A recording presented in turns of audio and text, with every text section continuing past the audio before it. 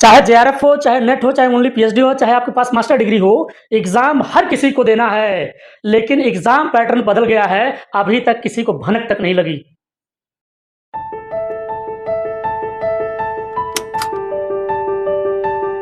जय हिंद साथियों, welcome to Gayle academy. आप सभी लोगों के लिए एक इम्पोर्टेंस नोटिस और इम्पोर्टेंट सूचना है। गोरखपुर विश्वविद्यालय में जिन लोगों ने फॉर्म भरा है या इस वीडियो के देखने के बाद जो लोग फॉर्म भरेंगे, हर किसी को यहाँ एग्जाम देना पड़ता है।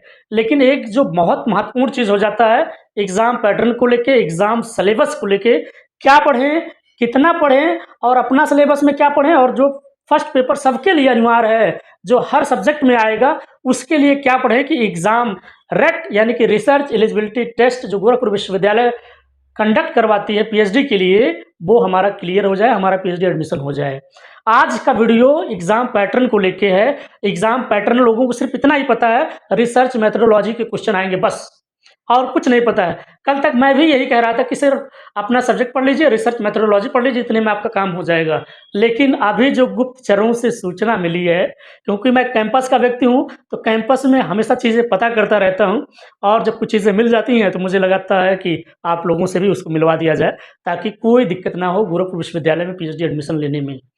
आइए वीडियो शुरू करते हैं। वीडियो शुरू करने से पहले वीडियो को लाइक करिए, चैनल को सब्सक्राइब करिए और कमेंट करिएगा आपका सब्जेक्ट क्या है। एग्जाम पैटर्न को लेकर सभी विषयों में जो फर्स्ट पेपर बदलता है, सेकंड नहीं बदलता, सबका वही रहता है। हम लोग बात करेंगे पीएचडी ऑनगोइंग है, एग्जाम कैसे रहने वाला है, एग्जाम्प्टेड कौन लोग होंगे, क्वेश्चन कितने आएंगे और कितने नंबर के। इसके अलावा हम लोग बात करेंगे जो एग्जाम होगा वो कैसा होगा, सब्जेक्टिव, ऑब्जेक्टिव, ऑनलाइन मोड की ऑफलाइन, उस पर भी बातचीत करेंगे। क्या माइनस मार्किंग होगा तो कितने का होगा, नहीं होगा तो क्या 50 होगा, 1/3 होगा, 1/4 होगा, वही बात करेंगे। सिलेक्शन प्रोसेस क्या रहने वाला है, पासिंग मार्क क्या रहने वाला है, इसके बारे में बातचीत करेंगे। आइए वीडियो शुरू करते हैं। देखिए, पहला तो ये जान लीजिए, गोरखपुर विश्वविद्यालय में 858 पदों पर पोस्ट है। किसके लिए? पीएचडी एडमिशन के लिए। लास्ट डेट कब है? लास्ट डेट ये है 22 अगस्त। जिसने फॉर्म नहीं भरा पहले फॉर्म भर दे, है ना, फॉर्म भर दीजिए, बहुत ज्यादा है सीट। पीएचडी ऑनगोइंग है, किसमें? फुल टाइम में और पार्ट टाइम दोनों मोड में आप फॉर्म भर सकते हैं। आप फॉर्म भर सकते हैं फुल टाइम में, पार्ट टाइम में। हमारा जो मेन टारगेट है वो एग्जाम होगा कैसा, ऑनलाइन होगा कि ऑफलाइन होगा? ऑफलाइन होगा। सेंटर कहाँ होगा, इसके बारे में बातचीत कर लेंगे। पहला चीज तो एग्जाम ऑनलाइन नहीं होगा, एग्जाम आपका ऑफलाइन ही होगा। सेंटर क्या और जगह बनाया जाएगा? नहीं। सेंटर कहाँ होगा? सेंटर आपका कैंपस ही रहेगा।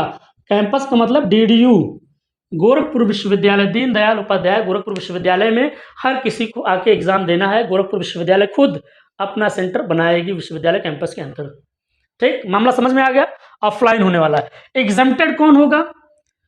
देखिए, चाहे आप जेआरएफ हो, चाहे आप नेट हो, चाहे आप ओनली पीएचडी हो, ओनली पीएचडी, या आपके पास सिर्फ पीजी है, पोस्ट ग्रेजुएशन है, तो एग्जाम सबको देना है। एग्जाम क्या है? सबको देना है, सबको देना है। एग्जाम सबको देना है। एग्जाम्प्टेड कौन होगा? जो कार्यरत होगा। कार्यरत कहां पर? डीडीयू में।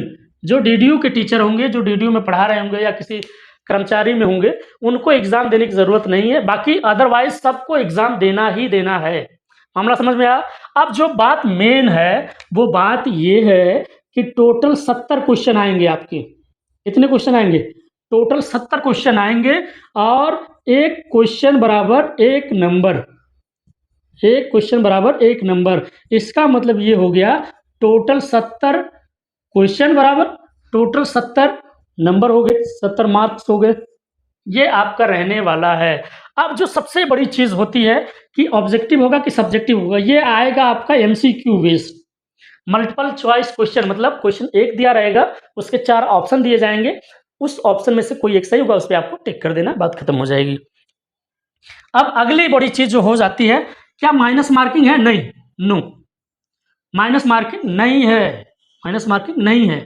अभी आप लोग वीडियो बने रहिएगा, अभी पैटर्न के बारे में बातचीत करेंगे। जो रिसर्च मेथोडोलॉजी है आपका सब्जेक्ट, उस पर बात करेंगे।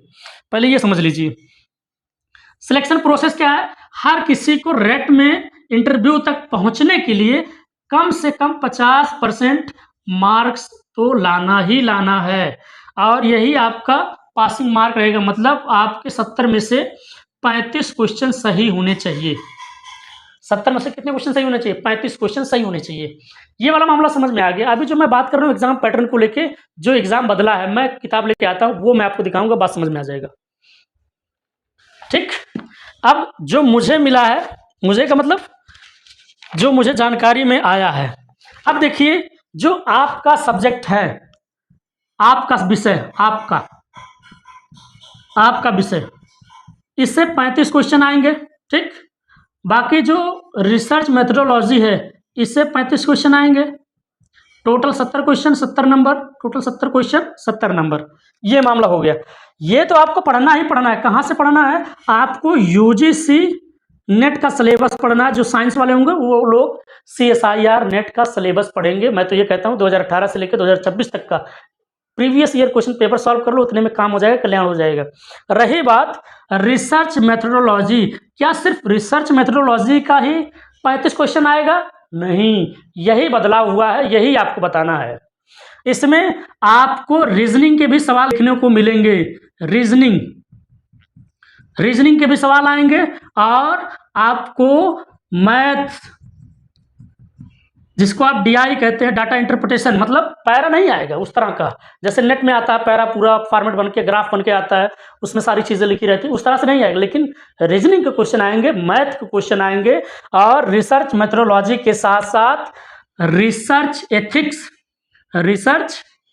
एथिक्स इसके भी क्वेश्चन आएंगे, और करंट रिसर्च ट्रेंड, इसके भी क्वेश्चन आएंगे। यही सबसे बड़ा बदलाव है।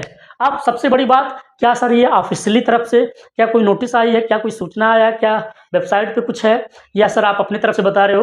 देखिए मैं कैंपस का बच्चा हूँ, कहाँ क्या हो रहा है मुझे सब पता चल जाता है। सब पता चलने का मतलब, अब मेरा ये काम है वीडियो बनाना, इसके बारे में जानकारी देना, तो इसलिए मेरा ये उद्देश्य रहता है कि जानकारी पता करके आपको बताना।